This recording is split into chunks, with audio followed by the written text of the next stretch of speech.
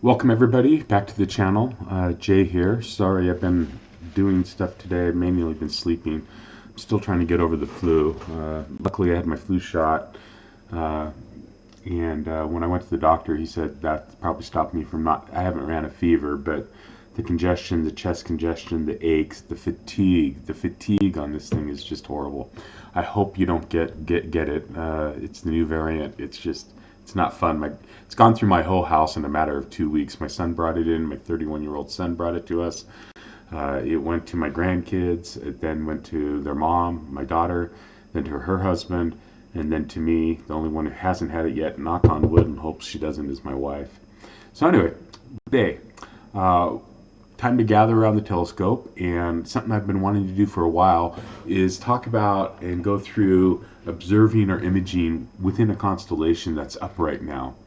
So today we're going to head into Auriga. I can't even talk today.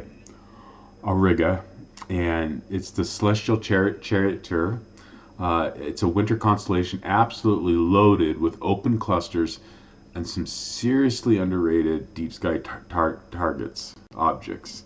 So you can see here, one out of Live Sky, which is Sky Safari from the premium online version. I'm just showing you where Auriga is. You can see Orion here, and Auriga is right up here. It's the charioteer. Kind of looks like Cephas a little bit to me, a house on top, a triangle with a body here. Anyway, but kind of, and then you got Taurus right underneath it. So you can see there. So I'm going to be doing this, I think, on a pretty regular basis. Probably, I don't know if I can do it once a week. It was really time consuming to put it all together. And it's what I spent most of the day on and most of yesterday on. I have some other posts that I'll post tomorrow just on news stuff and things like that. But this is, Auriga is one of those constellations that just doesn't usually get the spotlight. It's a winter constellation. Usually people are popping into Orion, Taurus, Gemini, just some of the more better well-known uh, constellations, winter constellations. And sometimes they overlook Auriga. They look at it for M36, M37, M38, which we'll talk about.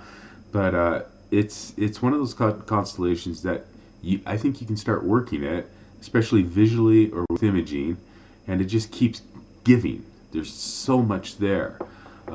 Whether you're out with binoculars, a small scope, a large Dob, you're working large aperture under a dark sky, you're imaging it.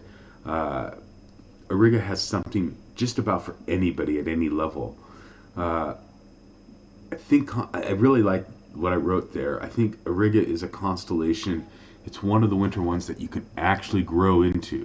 Whether you're a brand new observer, a novice observer, an intermediate observer, a advanced observer, whether you're a novice imager, beginning imager, intermediate, or advanced imager, there's something in there, I really believe, for everybody. Okay? You can start easy, rack up some satisfying wins, and then, if conditions and patience allow, go hunting for some truly difficult stuff. So let's go through it. And I got a variety of things I'm going to show you, so let's just go through the script here. This will be on Eadsy Astronomy for Patreon if you want to get it. Like with everything, it's free. So easy objects, these are for binoculars to a 4-inch scope, or of course you can use larger. And let's start with the classics. Most people, like I said, when they go to Auriga, they're going through M36, compact, bright, great warm-up object. M37 is a standout. It's easily the richest open cluster in Auriga, and it's loaded with faint stars and a real sense of depth. And I am really sorry for my voice. Hopefully I can get through this. I do have a drink. If I need to pause, I'll take a drink, just so you know. M38 is looser, more scattered, but still rewarding, especially at low power, low magnification. Next door to M38 is the open cluster, a small companion cluster, NGC 1907. It's subtle, but once you see it, you'll always look for it when you go to M38. If you're working with binoculars or a wide field scope, don't skip NGC 2281 or Mellet 31. These are big, relaxed clusters that really shine at low power, low magnification if you're doing visual. Same goes for Stock 8. It's a young open cluster. It's small and it's easy to overlook, but it's fun to explore. Sorry, I need to pause for just a sec. So after NGC 2281 or Mellet 31. Something a little bit different that you can go for, IC 2149. It's a planetary nebula worth chasing. This one benefits from really high magnification and really pops with an O3 filter. You can try the UHC and see which one you like. I like the O3 on it. It's a nice contrast to all the clusters in the region and just outside, kind of outside the border. We'll go through that in a little bit. Round out the easy list with NGC 1664, NGC 2192, and NGC 2129, the last of which has a tight, almost double cluster feel at the eyepiece to it. These objects alone you can stop there and have a fantastic observing evening, especially if you're hopping between binoculars and a small scope, or binoculars and a large scope. If you're using a finder on a Dob 10 inches or greater, it's fun to go back and forth between the Dob and the eyepiece at that point. Mid-level objects, these would be for 6 to 8 inch or larger telescopes. Dark skies really help on these. If you can get out when the moon's not up and get out there, this is where Auriga is really going to start to flex a little bit. One of the highlights here is NGC 1893. It's another open cluster, but it's embedded in I can't even talk tonight, I'm so sorry, nebulosity. And when you're there, you have to pair it with IC 410, the famous tadpole nebula. They're kind of interwoven together. Under dark skies with a UHC filter, this is one of the most rewarding nebula and open cluster combinations in this whole constellation. You can take time and really study that and see a ton of stuff there. Another favorite, IC 405, the Flaming Star Nebula.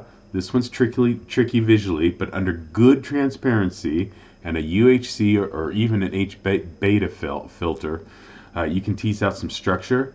It's also an excellent imaging target. NGC 1931 is a great hybrid object also. It's a cluster plus a faint reflection and emission nebula.